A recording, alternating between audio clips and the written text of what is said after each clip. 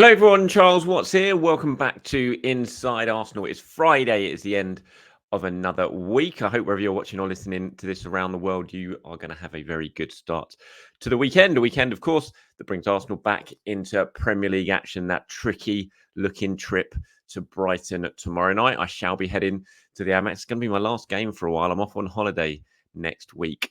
So I missed Bayern first leg and I missed Aston Villa. My next game after Brighton is in Munich for the second leg. So, bit of a warning, content might be a bit slim on the ground from next week onwards, from Monday onwards. I'm going to try and pre-record a couple of shows. In fact, I've already pre-recorded one show with James Bench where we're sort of debating our Arsenal player of the season for our Inside Arsenal Extra Time next week. I'm going to try and do a couple others. And I will, while I'm away, if I can, and my wife allows it, to record a couple of shows as well. So I'm going to try and put some content out while I am away. But if it is a little bit more limited than usual and it's not every single day, then that is why, because I'm away on holiday. But I am here right now, so I'm recording this one. I will be at Brighton at the weekend. It's from Monday onwards, where maybe things start to slow down just a little bit as I recharge the batteries with my family ahead of the title run-in. Right, Mikel Arteta has been speaking ahead of that game at Brighton on Saturday. He's just finished his press conference at London Colney, Schober Realty Centre, as it is now called Schober Realty Training Centre, I might say. He's been talking about Bukayo Saka. He's been talking about Emile Rowe, Thomas Partey as well. So let's get stuck in to what he's had to say. And we'll start with the latest team news, which obviously is just about Bukayo Saka at the moment, because aside from Yuri Timber, there isn't really anyone else who's injured, unless things are being closely guarded and something's happened in training that we don't know about. The only real injury doubts at the moment are Saka and Timber, if you could even count Timber as a doubt. So this is what Mikel had to say about Bukayo. He said, "We will know with our training session in a few hours. We will know whether he is fit or not." He was then asked if he's worried about Saka, sort of burning out at the moment, these injury issues that he's kind of playing through or having to try and play through. Mikel said, "I'm super positive. I think he's going to fly and be so decisive." This is obviously he means in the running. He is so strong, how much he wants it when you talk to him and how excited he is about what is to come. He wants to be there and he's getting better and better. It's normal. You have little niggles. You have kicks. He's gone through a lot of that in the last 2 or 3 years, and just look at the way that he is performing. So Mikel not worried.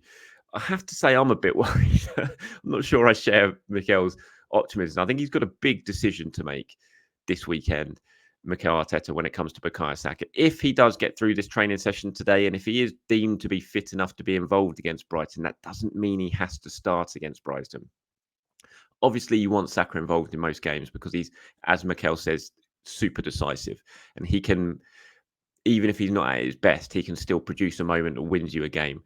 And with what Arsenal are playing for right now and the demands on every single match and the demands on every single result, you want your decisive players involved. But if there's any sort of doubt over a hamstring issue for Bukayo Saka, given the games that Arsenal have got coming up, the Champions League doubleheader against Bayern Munich, further down the line, Spurs, Man United, I know the next game is the most important game, because if it goes wrong on Saturday, then suddenly the way the title race is shaping up, one bad result goes against you and you're pretty much out of it at the moment, or that's how it seems. But I think you do have to have a bit of a long-term sort of view on it as well when it comes to these type of injuries. And I think if there's any doubt over Saka, if he's not deemed to be even sort of 90% fit, I just think it's a decision you've got to take and really carefully think about. And I'm not sure I'd be playing him against Brighton. I have to say, I think there's so many games coming up, so many big games that he has to be 100% ready. You've got other options. Obviously, Reece played in midweek, wasn't the best. I thought he did grow into the game, Reece, but you've got Gabriel Jesus, who you can play on the right-hand side. He can do a job there very, very well. And then you can have Kai Havertz up front. You could play Leandro Trossard there. You could even play Gabriel Martinelli over there and play Trossard on the left. There are options to cope without Bukayo Saka if he is a doubt, and he must be a doubt. So, yeah, it's a big, big decision, Arteta's decision over Saka, that he and the coaching staff have to take this weekend. And it's one they have to get right, because if you get it wrong, if you take any sort of risk and you get it wrong, then you could be waving goodbye to Saka for a large chunk of the running, especially if it is a hamstring issue that he's struggling with at the moment. So, yeah, big one. It's one that they get paid the big bucks to make, obviously. But let me know what you guys think. Would you risk Saka on Saturday? Do you, like me, think Arsenal maybe should err on the side of the caution and think they've got enough to be able to get through on Saturday without him? Let me know, as always, in the comments below. Okay, elsewhere, Mikel's been speaking about Thomas Partey. Now, if you haven't seen it, Thomas Partey spoke following the Luton game. He was in the mix zone and he spoke to reporters. He was asked about the kind of future and his contract, the fact he's only got a year left, and how there has been speculation about potentially him leaving in the summer if bids come in for him, maybe Saudi Arabia, that sort of thing. And it's what Thomas Partey said after the game. He said, "My head is always here. This is where I choose to play. I'm really happy every time I'm in the field. I know a lot of speculation has been going on, but for me, I'm really happy to be here and to continue playing for this club. With my contract, I still have to the end of the season. I think he's got more than that. He's got another year left after this season. I have to do my best and try and perform at the highest level. And I think the most important thing is to be available every single time." He also spoke during that interview about the struggles he's had of getting fit, how hard he's worked to get himself fit, and how determined he is to make an impact between now and the end of the season. So Mikel was asked about those comments today in his press conference, and he said he'd better have his head here because we are playing for big things. He's a top player and important for us. He's our player. He's got one more year's contract, and I'm really happy with him. Now, it's been a really frustrating season for Thomas Partey. It's been a really frustrating season for Arsenal because you want Thomas Partey involved. He's such a good player. He's so important.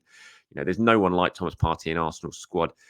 And to not have him available for basically the whole season when you're competing for the top honours, it's just been really, really frustrating. But he has an opportunity now, and he has worked really hard to get fit. I know he has.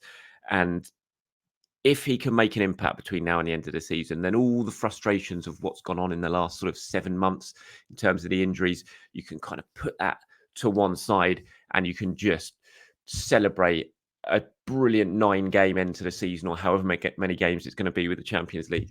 And that's what you'll remember if he can come in and make that big an impact. Now, I thought there was some good signs from Thomas Partey against Luton in midweek. There was clearly rusty. I think there is definite sort of, when I look at his acceleration off the ground, he's never been that fast or anything, Thomas Partey. You know, he's not a rapid runner. He's an athlete, but he's not rapid over a short space of space, his acceleration. But he certainly seems like he's a bit slower than he was at the moment. But that's understandable given how long he's been out, and you're working on your match fitness and your match sharpness. And I'm sure that will come back the more minutes he plays. But there were still some really good things in that game against Luton that I really, really liked. Some of his passing was brilliant. You know, he even showed that in his cameo against Manchester City. He was driving forward when he could. He was getting into the box when he could.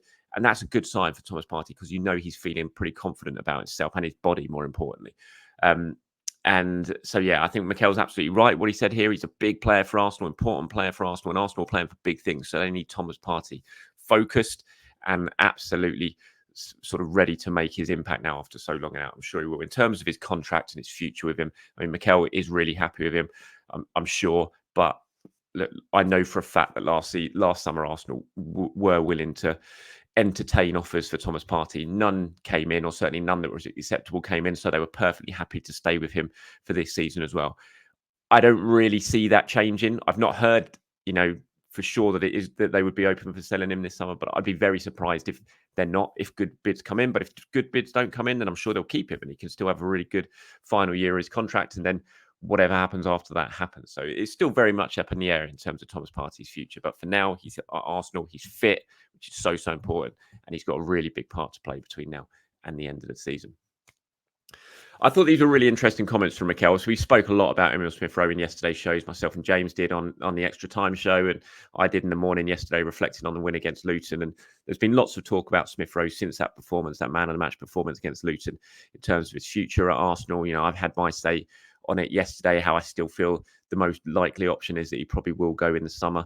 And it is probably best for him and for Arsenal. Well, maybe not for Arsenal, because I don't want him to go. I want him to stay. I absolutely want him to stay. I want Mikel Arteta to use him more. But all the signs is that he doesn't tend to use him now, even though he's available, which is a shame because we saw what he can do against Luton. He's such a good player and he offers something I still think Arsenal don't have in that final third when it comes to some of his attributes. But I thought these were really interesting comments from Mikel on Emile today. He was asked if he still sees Emile as part of his long-term project. And he said, yes, I look at him and what happened to him with the last 3 seasons, take all of that, and it's the best thing that could happen for him in his career if you use it in the right way now. Don't look back and say, no, what happened, use it. That was the best thing that could have happened. I had a great moment. I had difficult moments. Now I know what I want and how to deal with that. That's going to make me a much better player.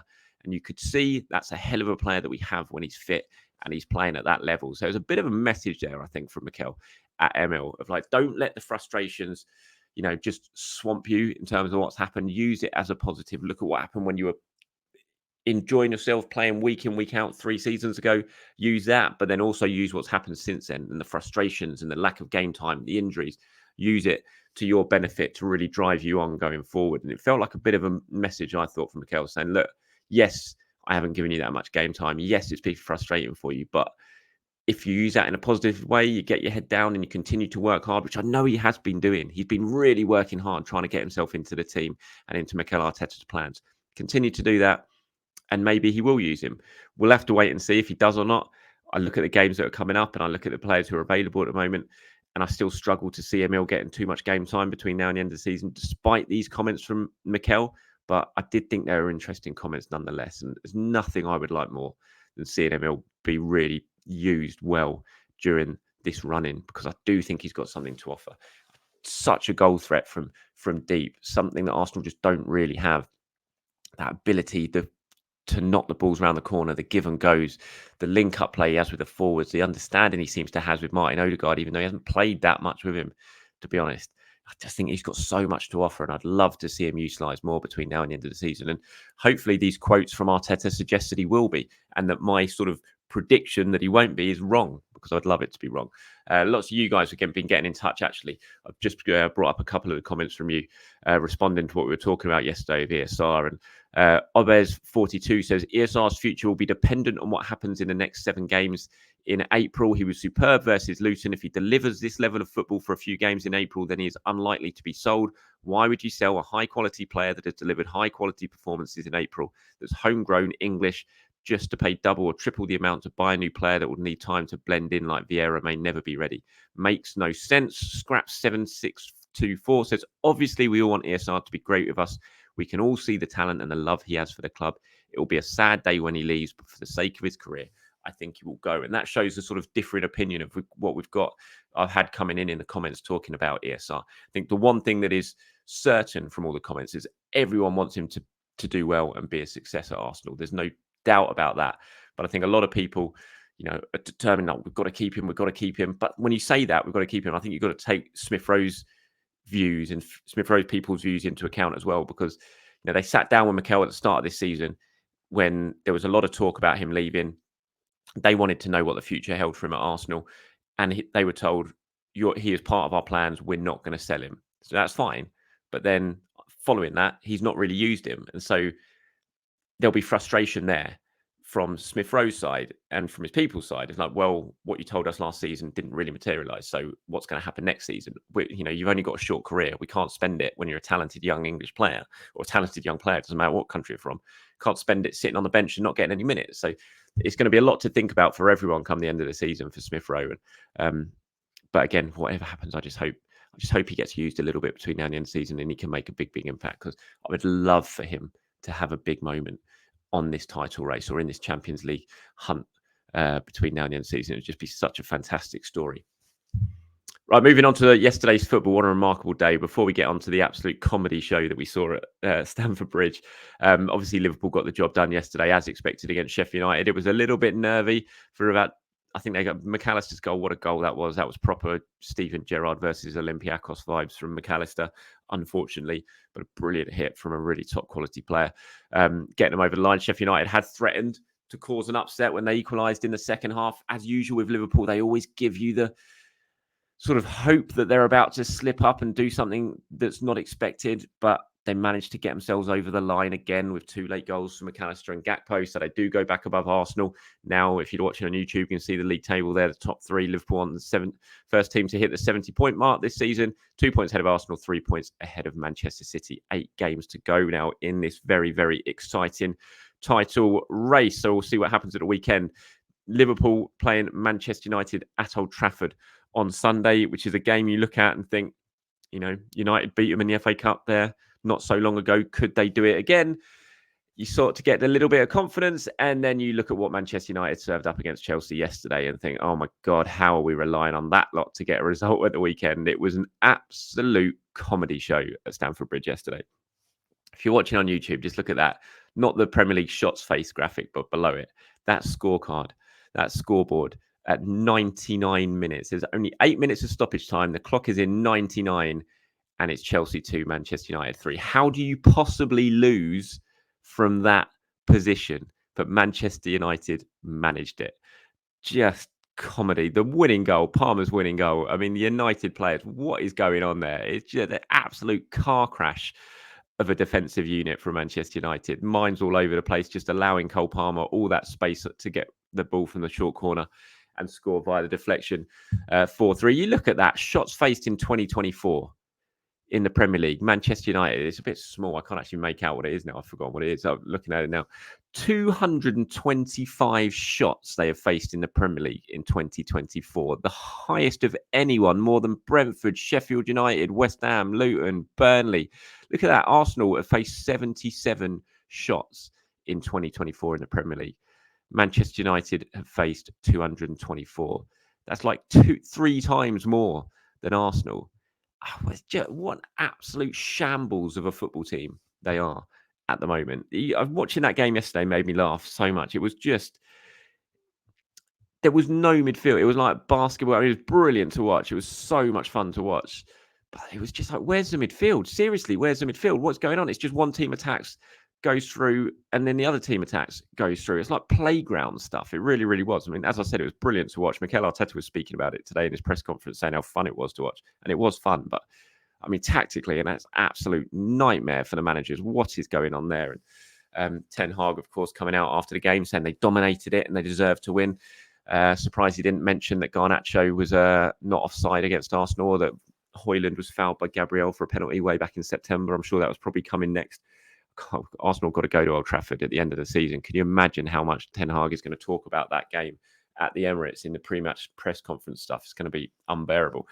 But hopefully they can put behind it whatever that was last night, and they can actually produce a decent performance. Because, yeah, it'd be very nice if Man United could do Arsenal a favour this weekend. But watching that yesterday, it certainly does not fill you with confidence that they'll be able to do anything against this Liverpool side on Sunday. But we shall wait and see. And that's it for today. Thank you very much for watching and for listening. Appreciate your time as always. Anything you want to talk about tomorrow's show, do let me know in the comments below. Please do end your comment with your name. It'd be really, really helpful and useful. I'll be able to actually properly attribute your comment to you. Don't just leave it as a username. Put your name at the bottom of it. Makes it so much easier. Let me know your starting 11 for tomorrow. I'll include this all in tomorrow's match preview show. Your starting 11, like I said, what Mikel should do with Bukayo Saka. Should he play him or not? If not, who should play on the right-hand side? Let me know. Anything you want me to talk about in the preview show tomorrow, just drop it in the comment section below and I'll pull some of them together and get them included. Until then, everyone, have a fantastic Friday, a great start to your weekend. Speak to you soon. Bye-bye.